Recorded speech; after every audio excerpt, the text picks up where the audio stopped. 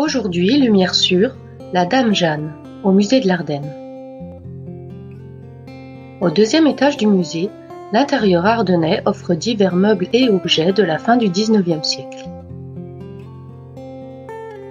Ces objets énigmatiques pour nous aujourd'hui étaient encore utilisés au quotidien dans les maisons ardennaises. Ils ont progressivement disparu avec la révolution industrielle puis le développement de l'électroménager. Parmi eux se trouve une bonbonne en verre épais, sans anse, qui peut être de couleurs différentes, blanc, vert.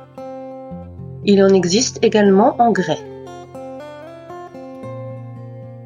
Elle a une forme caractéristique très arrondie, le fond est plat et le goulot est court. Elle servait à la conservation et au transport des liquides comme le vin, le vinaigre, l'eau-de-vie, la liqueur, l'huile, le jus. La contenance de référence est 10 ou 50 litres, mais d'autres contenances existent, 3, 7, 10, 15 ou 25 litres. Pour le transport, ces bonbonnes étaient parfois entourées de protections contre les chocs. Une sorte d'armure qui peut être de jonc, d'osier, de paille ou de bois, du fond jusqu'à la base du goulot.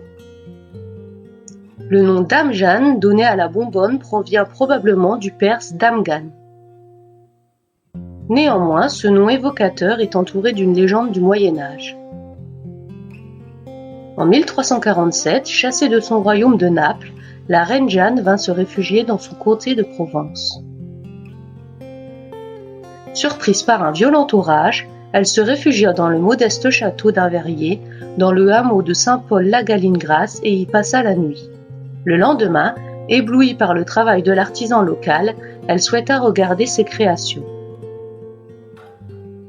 Troublé par tant d'engouement, le verrier souffla très fort dans le morse de sa canne et réalisa une bouteille énorme avec une forme arrondie.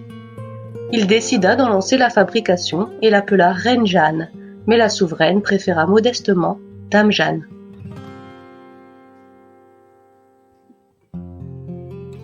La Dame Jeanne et bien d'autres objets évocateurs sont à retrouver dans l'intérieur ardennais du musée de l'Ardenne.